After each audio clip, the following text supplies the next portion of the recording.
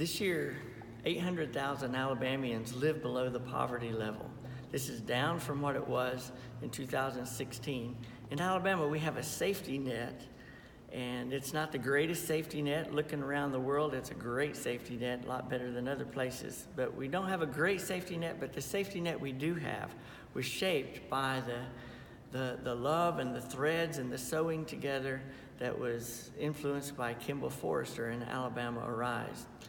Over the years, I'd like to think that God was the needle, and Kimball, with his thread and the rest of us behind it, helped create this safety net for people who live below poverty in Alabama.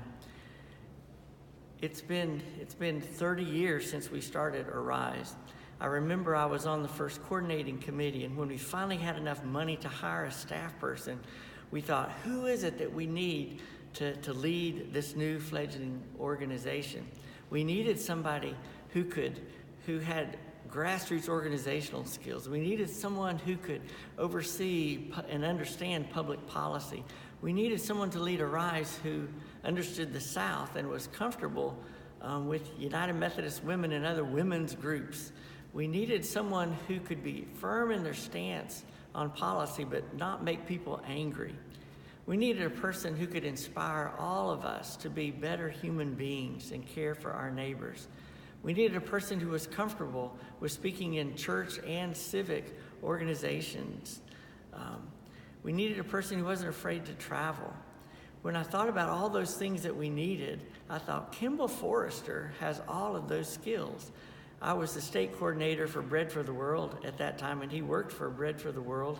And so I went to Washington, D.C., and as I remember it, we were having supper at a restaurant on DuPont Circle when I began to throw out these ideas about Alabama Rise and tell him about the new organization. I didn't know if he would be interested in coming to work for us and with us, but he, as you know, he said yes, and he came, and we hired him. And his fingerprints have been on most every piece of legislation that's dealt with poverty over the last quarter of a century. He has been a moral conscience, a cheerleader, and a handholder for those of us who were citizen activists. Kimball valued and honored the opinions of all people around him, even if our opinions were a bit off kilter. I and countless of others around the state, whenever we wanted to know what was going on in Montgomery, we would give him a call, and he would tell us about the dynamics that were going on behind the scenes. Over the years, we've had some interesting times together. I remember when we went to visit within Senator Don Singelman to talk about one of our issues, and Don Singelman just fell asleep during our conversation. I remember Kimball, in his travels, always stayed at my house when he came to wherever I was, and I remember one time he left a dress shirt hanging in my closet, and it just so happened to fit me perfectly. And so I wore it probably a year before he finally got that shirt back. Kimball, as you know, has a witty sense of humor. We were planning a workshop in Montevallo one time, and the date was going to be on the 4th of March. And so Kimball, without missing a beat, said, I think we should have it on March 4th because that's the only day of the year that's a verb. Kimball always was needing help to know exactly what was going on in the legislature. And at one point, when Jim Campbell was Speaker of the House, he was a friend of mine. So every week I would come down and I would go into Jim's office and talk about our legislation. And he would tell me what was going on and where it was. And then I would pass that information back on to Kimball and to Jim.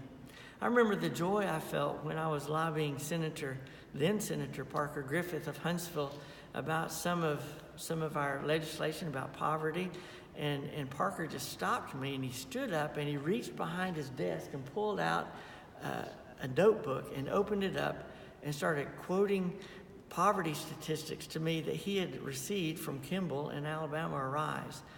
There's no telling how many people and legislators Kimball and Arise has influenced just by giving them information about poverty in our state.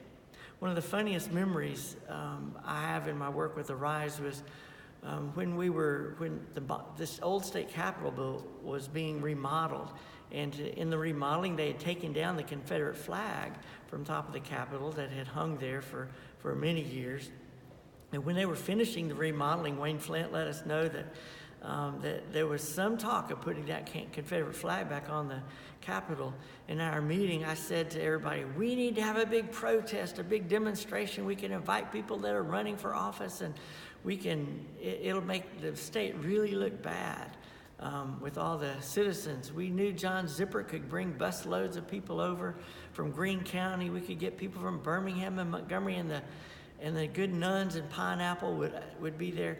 It would be a big demonstration, and it would show our force about not wanting that Confederate flag. And from that, we got the little stickers with the Alabama flag on it that said, "The flag for all of us," that we put on our cars. Well, we had that meeting, and then we went on back to work, and then a few months later, I started getting calls from politicians who had heard I was organizing this rally at the state capitol. They wanted to speak at it. And I quickly called Alabama Arise, and we started talking about how to get a rally and demonstration together for them to speak at, and also telling the folks that were wanting to put the flag up about this big demonstration. And isn't it funny how that pressure just calmed everybody down, and they chose not to put the Confederate flag atop the state capitol in Montgomery. Kimball and Alabama Arise, they've challenged politicians, they've challenged us citizens to be better people, to truly love our neighbors. They have given us a path to a brighter future.